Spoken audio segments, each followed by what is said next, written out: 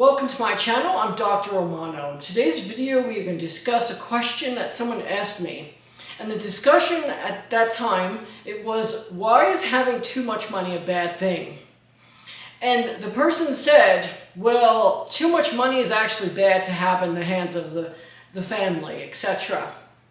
I would like to walk you through on what you have to do to make sure that you don't create that bad energy in the family or in life particularly. Before we continue the video, please remember to subscribe to my channel. It will really help me out, and do thumbs up. It's right there. It doesn't hurt to press it, but that will really help me out.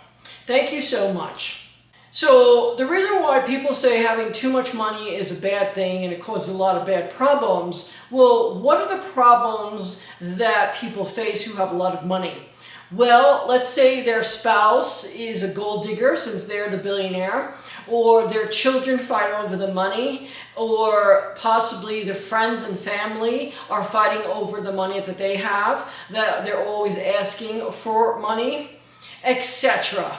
Now, what a lot of people do is they give their money away, which is very bad.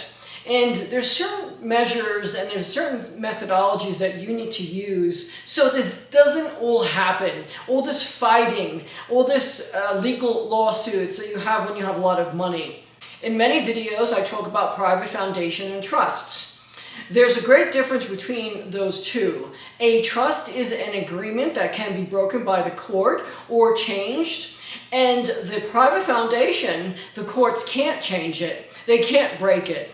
And that's very, very important, because if you have a lot of money, you don't just give it to your children or descendants. You put it in the private foundation, and that foundation manages the capital. You could have your children or descendants manage the private foundation. You need to take precautions on what these future generations will actually do. Now, giving money away to charity is actually a very bad thing because it doesn't go to the exact people that they say that it's going. For example, why do we have homeless? If there's so many billions of dollars giving to charity, well, why can't we get this problem solved? Exactly.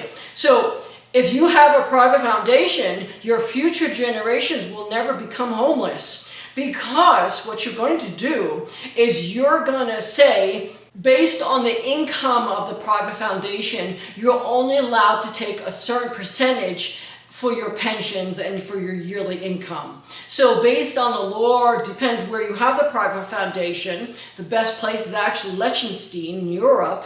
They have the most stringent laws, and because of that, it will last multi-generations. So look at the Vanderbilts. The Vanderbilts are penniless, not because people couldn't manage assets or whatever happened.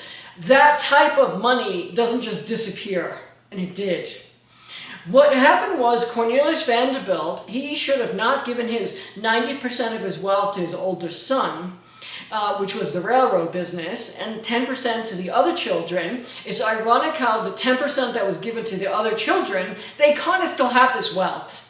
Think of the mansion that's in the Carolinas, the Biltmore mansion, etc. You have Gloria Vanderbilt. Her grandfather gave her $5 million when she was a baby. Of course, she doesn't have anything left, so that's why Anderson Cooper doesn't really have anything from his mom. Whatever he made because of his name and who he was in the media. How could you have avoided now this next generation having to literally try to make money? In the Vanderbilts, or even the Astors. John Jacob Astor died on the Titanic. At the time of his era, the Astor family was the wealthiest family in New York City. They owned, I think, 26% of Manhattan real estate, which is exorbitant. Of course, in today's dollars, that's a lot of money. What happened? Well, they did not have their private foundation set up. And what happens with the Vanderbilts, so Cornelius Vanderbilt made the money, he gave it to his eldest son, and his son doubled it after a 10-year period. It's only because the railroad was still growing. Now, by the third generation, why did the money disappear? Well, $350 million back at the turn of the century was a lot of money to disappear. And because of we know how wealthy they were based on their houses, the wealth that they had, and how they lived. But by the fourth generation, the wealth was gone. Where did it go? Well, there were family members that liked to give to charity. That's gone. A lot of family members got married and their spouse took half or all of it. They were not good at managing capital, etc. Or they gave it to big institutions back then to manage their capital. And unfortunately, those type of investments, whether they were bonds or savings bonds, that wasn't a very good investment. Or maybe they didn't diversify from the railroad industry. And we know what happened to the railroad industry by the 1950s. So again, you have to know how to preserve your wealth and make a legacy. This is the most important thing. If you're worth 100 million, 50 million, or even 10 million, you don't just give it to your kids in a will. They're going to have to pay estate taxes. And what happens is every generation has to pay estate taxes. Well, to avoid that, you put it into the private foundation. Again, they don't have to split the wealth with their spouses because the foundation owns it, and they simply get a pension, a yearly income every year. And you could also elect that they have to own hard assets such as real estate. Real estate has value, gold has value, etc. Diamonds have value. So these are real ways to invest. You can't always say that the institution, the banking institution, is going to manage your capital. No, they're the worst at managing capital, and we see this today. Look at the bank collapses again for the second time in a 20-year cycle. And do not make trusts, because the reason why you want to keep your money solid is because a large amount of capital is better to invest than tiny amounts of capital. And what do I mean by that? Well, with a big project takes a lot of capital, you could be part of that big project.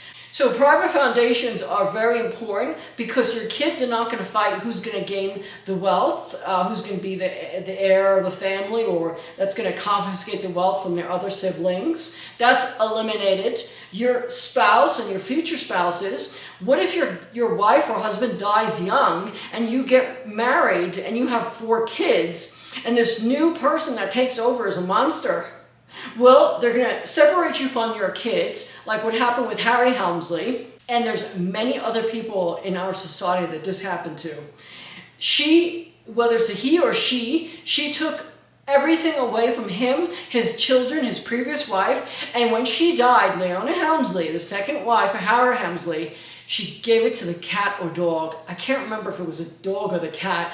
That's a disgrace, and that wouldn't have happened if Harry Helmsley owned a private foundation. So all that mega wealth in his real estate, his hotels, should have been owned by the private foundation. He would have eliminated estate taxes. He would have eliminated a lot of taxation because based on where you are, certain countries, they don't pay tax in their private foundation, whatever it is. And in addition, when you hold your wealth in a trust or in your own name, if you're that stupid, well, people are going to come after you and sue you. And it's going to be a revolving door to see what that person has and to see how they could sue you.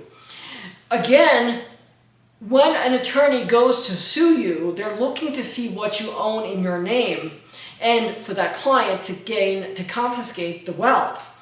If you have 0 in your name, how are they going to sue you? Or why would they sue you if you don't have anything? This is why you have a private foundation. Private foundations are very important because it helps you reduce your litigations. It helps you reduce your estate taxes for the future generation. And in some cases, it could reduce your taxes by a huge %. Again, you have to protect yourself. You have to protect your future generations from being homeless. Don't be selfish because you were successful in this generation, this era, and that you made all the money. Don't be selfish to think that they have to make their own wealth. Unfortunately, you've been really lucky in your life to make that kind of wealth. The likelihood of your kids also making that kind of money is very, very small. And so that's why I say to keep it together in one private foundation, all of your wealth. You could still manage it. It's still yours technically. It helps preserve that wealth. And so as you make money throughout your life, there's a tax deduction, and it's 30% you're allowed of your income per year to dump it into your private foundation. You reduced your taxes by 11.5% by doing that. That's an enormous amount of money, because if you're a hedge fund manager making $100 million a year, that's a lot of money in tax you're paying. So if you keep dumping it into your private foundation, it earns money, whether it's no income tax or no taxes, whatever it is, it's still beneficial. Then you could take the money that you did pay in tax and dump it back into the private foundation every single year. So if you're a hedge fund manager and you're managing capital, you could also manage the capital of the private foundation. They become a client in your company. So even if all your clients disappear, you still have the private foundation's capital. Does that make sense? And you could also diversify and invest in funds of funds with the private foundation, so that in case you go mentally ill or you get into an accident, you don't lose everything that you have. And for kids fighting in your family, it's not going to exist, because they already realize they don't own anything. You don't own anything. The private foundation owns everything. And that's a huge, huge responsibility that you've eliminated in your family, because kids and spouses are going to fight with you about that capital. So the conversation with the person that I had, that's mega wealth or wealth is actually bad, well, that's what he was referring to, that everyone's going to fight with you. You're going to have gold-digging spouses. You're going to have your kids have gold-digging spouses. Do you really want that? That your son-in-law is a gold digger and only married your daughter because of what you have, what they're going to inherit? No, you don't want that. So again, and the future generations, what if there is a person in the family, like a sibling or a child that you have, that is a manipulator? Again, they can't do that because it's in the private foundation. And it's up to you to create 500 clauses in that private foundation's contract that states you can't borrow the money from the foundation, you can't invest all in the stock market, you can't invest in high-risk investments, whatever it is, it's up to you to actually make it. You can't give 50% of the income per year to charity. No, you give the minimum legally by law that you're required to. And your children could actually benefit from that income. Again, you're preserving your wealth over generations, and you will never have future generations that will be homeless. So if everyone does this in America or the world, well, think about how we could get rid of our homeless population.